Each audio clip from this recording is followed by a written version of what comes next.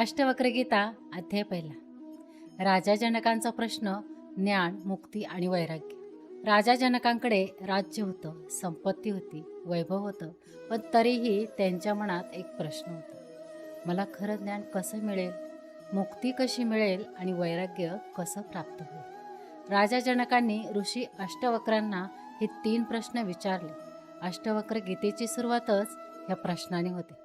अष्टवक्रांचा पहिला संदेश असा आहे, ज्या विषयांमध्ये मनाची आसक्ती आहे त्यापासून अलिप्त व्हा आणि क्षमा, सरलता, दया, समाधान आणि सत्य यांचा स्वीकार करा. आता हे आपल्या आयुष्याशी जोडून पाहूया. एखाद्याने आपल्याला दुखावलं. प्रसंग कदाचित 5 मिनिटांचा होता, पण आपण तो 5 वर्ष मनात ठेवतो. समोरची व्यक्ती पुढे निघून जाते, पण आपण मात्र त्या आठवणींमध्ये अडकून राहतो.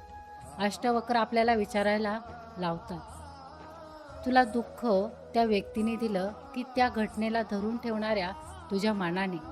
वैराग्य म्हणजे घरदार सोडणं नाही. वैराग्य म्हणजे मनाने प्रत्येक गोष्टीला घट्ट धरून न ठेवणे.